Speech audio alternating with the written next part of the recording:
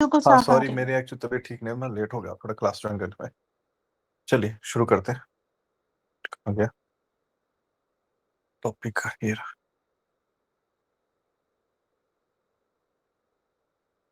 एक मिनट।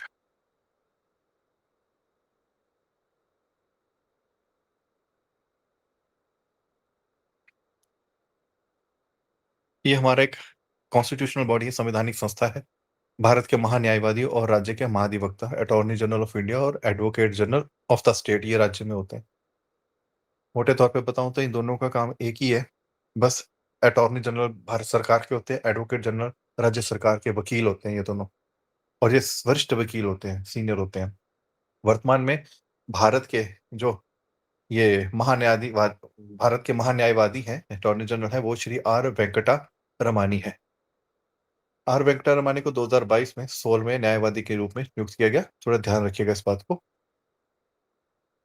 भारत के जो न्यायवादी हैं ये हमारे संघ की जो कार्यपालिका होती है ना जी, यूनियन एग्जीक्यूटिव, उसके ये भाग होते हैं। तो यूनियन एग्जीक्यूटिव के अंदर आपके राष्ट्रपति आते हैं, उपराष्ट्रपति आते हैं, प्रधानमंत्री आते हैं, प्रधानमंत्री की मंत्रिपरिषद आती है, और ये भारत के महान्यायवादी आते हैं। ये 5 लोग होते हैं संघीय कार्यपालिका के अंदर। ध्यान रखना, वेरी इंपॉर्टेंट।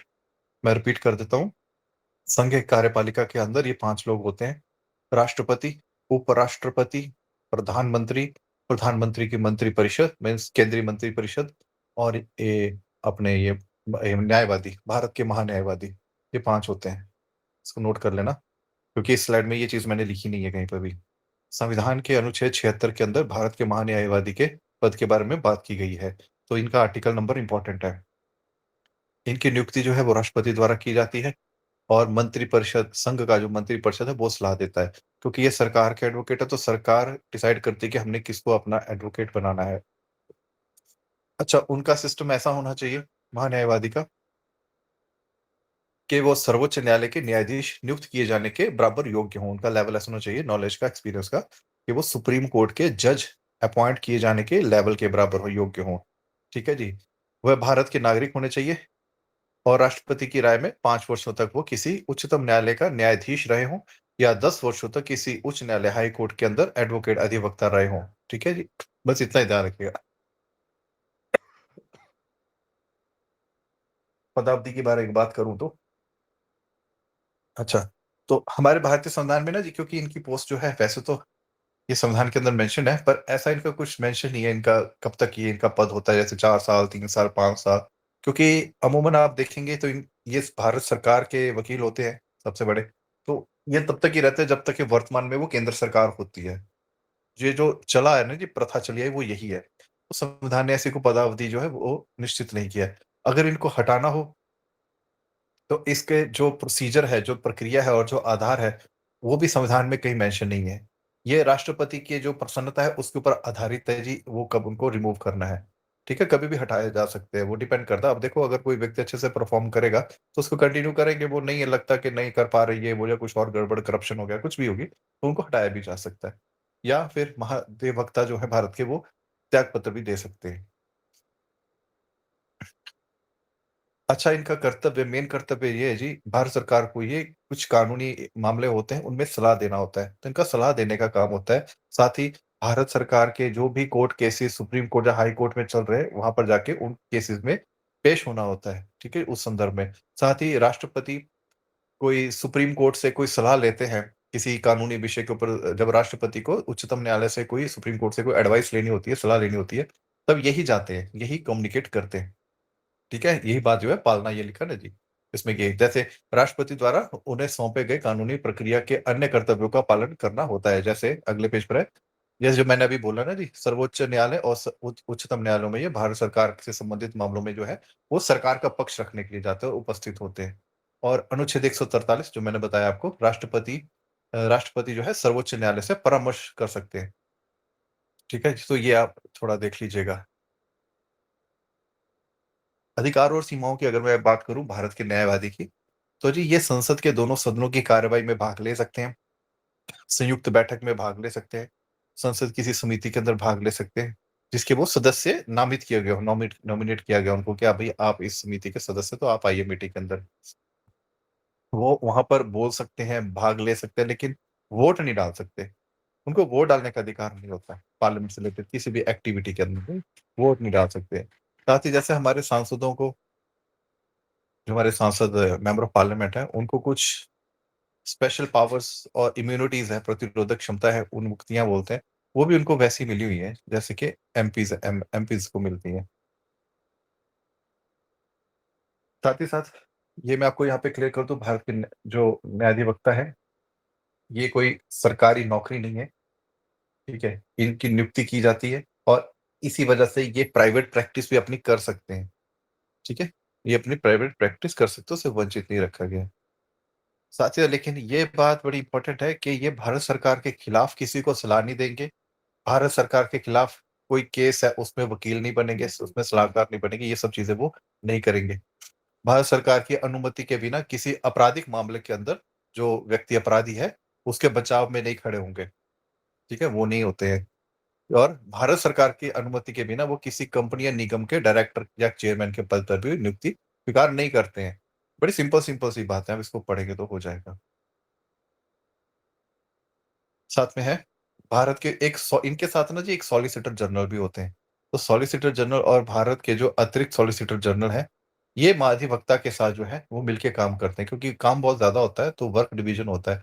तो सॉलिसिटर जनरल भारत के और अतिरिक्त सॉलिसिटर जनरल जो है ये इनको हेल्प करते, सपोर्ट करते हैं काम में, ये भी कोर्ट में जाके केसेस वगैरह सुनते हैं। अगले ये ऐसा अनुच्छेद 76 की बात की थी। अब यही चीज़ सेम टू सेम राज्यों के अंदर भी कॉपी की हुई है। राज्यों के अंदर महाधिवक्ता होता है, advocate general of the state होता है। उनका अनुच्छेद है 165, इनका अनुच्छेद है 76 तो ध्यान रखना जी। अब देखते हैं advocate general of the state.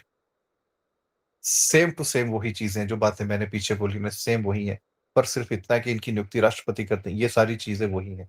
आपने सिर्फ़ इसमें अनुच्छेद 165 याद रखना जी, 177 के चक्कर में मत फँसना, ठीक है? वो मैंने वैसे एक एडिशनल चीज़ ऐड की है। तो प्रत्येक राज्य के जो राज्यपाल हैं, एक ऐसे व्यक्ति को महाधिवक्ता नियुक्त करते हैं, जो हाई कोर्ट का न्यायाधीश के रूप में नियुक्त होने लायक हो, उस वो लेवल होना चाहिए।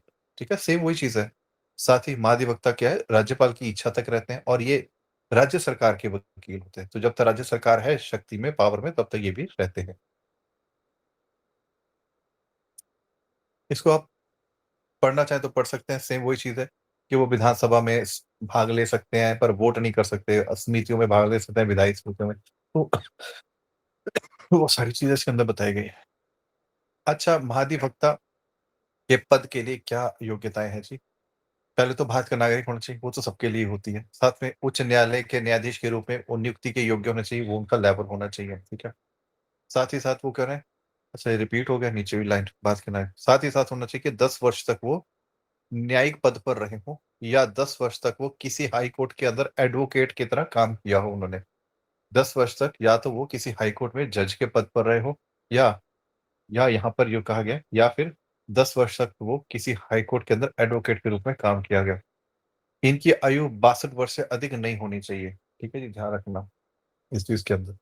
और जैसे कि उच्चतम न्यायालय के न्यायाधीश की आयु योग्यता है, ठीक है? अब उच्चतम न्यायालय की न्यायाधीश की योग्यता भी यही है, तो महाधिवक्ता की भी यही है 65 अंक की क्योंकि वहाँ पर सुप्रीम कोर्ट के अंदर 65 है। इनको हटाने का जो है देखो जी संविधान ने वही कह रहा हूँ संविधान ने कुछ भी ऐसा कुछ फिक्स नहीं कर रखा, तो ये सारा कुछ जो है राज्यपाल के ऊपर ही निर्भर करता है, वो इस पर क्या करते हैं। तो कोई आधार वगैरह कुछ नहीं बताया, तो इनको कभी भी हटाया जा सकता है। महाधिवक्ता त्यागपत्र भी दे सकते हैं, वो राज्यपाल को देंगे। तो मैंने जैसे बोला कि एक परंपरा ये है कि जब तक राज्य सरकार है, तब तक वो रहते हैं। बस इसमें इतनी-सी बात है। ये कुछ अनुच्छेद आप इसको पढ़ सकते हैं आराम से, इसमें कोई दिक्कत नहीं, सिंपल आर्टिकल था। अब हमारा क्योंकि पॉलिटी का जो टॉपिक है, वो पॉलिटी सब्जेक्ट जो खत्म होने पर ही है, तो हम इसको 1-2 क्लास के अंदर ओवर हो जाएगा। फिर जैसे हमको आगे गाइडेंस मिलेगी या कुछ है, तो वो देख लेंगे। अभी हिमाचल प्रदेश के अंदर जो महाधिवक्ता का जो डिपार्टमेंट है, वो 1971 में स्थापित किया गया और श्री अनूप कुमार रतन जो हैं, वो भारत के ये आपके एडवोकेट जनरल हैं, ठीक है? महाधिवक्ता है। फिर आते हैं सॉलिसिटर जनरल, जैसे मैंने वो आपको पहले बता ही दिया वैसे सॉलिसिटर जनरल, तो आप वो बोल ही दिया मैंने सेम चीज़ यहाँ पे भी वही बात आ रही है, टॉपिक मैंने अलग से कर दिया। तो सॉलिसिटर जनरल और अतिरिक्त सॉलिसिटर जनरल का भी पद इसमें होता है, ठीक है जी? तो ये था हमारा आज का विषय। किसी का कोई प्रश्न है तो पूछ लीजिए, फिर हम करेंगे अगली बार।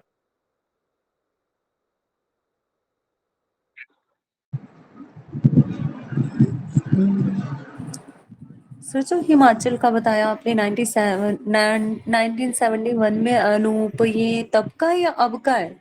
नहीं, नहीं, नहीं, ये अभी के बताया मैंने, वो तो मैंने बताया कि वो डिपार्टमेंट कब स्थापित हुआ था और जो अभी के हैं उनका नाम लिखाया मैंने। Okay sir. जी, जी, जी। चलिए, ठीक है जी। बहुत धन्यवाद आपका।